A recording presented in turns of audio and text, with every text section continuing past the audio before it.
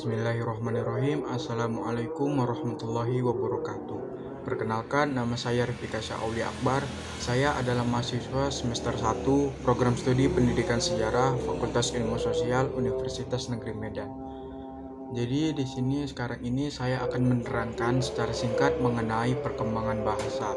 Nah, saya yakin kita semua sudah tahu apa itu bahasa maupun berbahasa. Jadi bahasa ini secara singkat adalah kemampuan seseorang untuk berkomunikasi dengan orang lain. Nah, berkomunikasi ini dapat dilakukan melalui lisan seperti yang sedang saya lakukan ini, dan melalui tulisan, lukisan, isyarat, maupun mimik muka. Selanjutnya, bahasa ini sendiri berhubungan erat dengan perkembangan berpikir individu. Mengapa? Jadi, saat seseorang hendak berbicara, dia akan membentuk pemahaman terlebih dahulu di dalam otaknya. Kemudian dia akan menyusun pendapat sampai akhirnya nanti dia menarik simpulan dan berkomunikasi dengan orang lain. Jadi di dalam perkembangan bahasa ini, seorang anak diharapkan sama orang tuanya untuk dapat memahami apa yang orang lain ucapkan. Seorang anak juga diharapkan untuk memahami berbagai kosakata.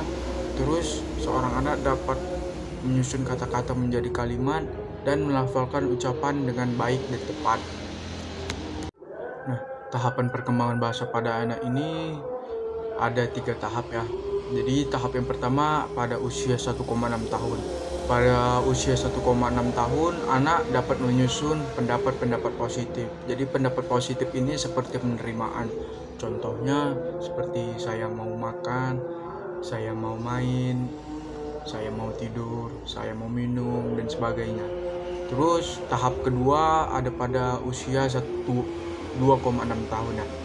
Jadi pada usia 2,6 tahun ini anak bisa menyusun pendapat-pendapat negatif seperti penyangkalan maupun penolakan. Jadi contohnya, saya tidak mau makan, saya tidak mau minum, saya tidak mau tidur, ya seperti itu.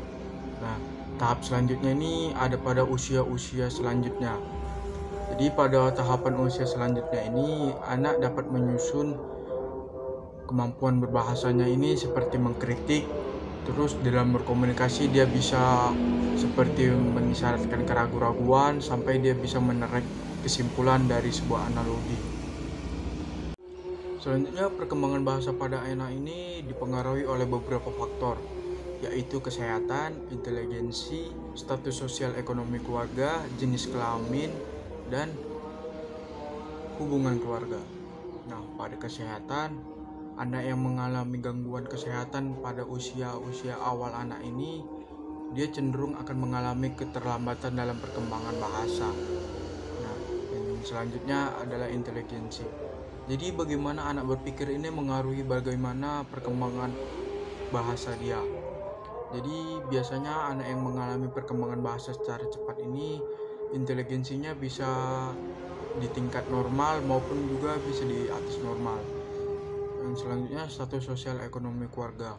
Nah, anak yang status sosial ekonomi keluarganya lebih tinggi cenderung akan lebih cepat dalam perkembangan bahasanya dibanding anak yang status sosial ekonomi keluarganya lebih rendah.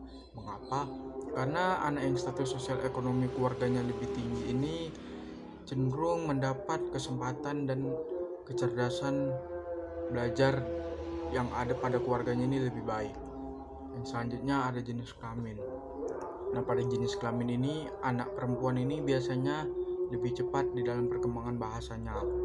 Karena anak perempuan ini lebih suka ngomong, sampai dibilang anak perempuan ini kan lebih cerewet daripada anak laki-laki.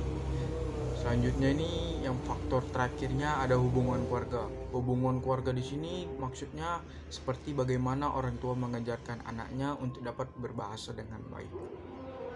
Nah, sekian dari saya mengenai perkembangan bahasa. Apabila ada kesalahan kata, saya mohon maaf. Wassalamualaikum warahmatullahi wabarakatuh.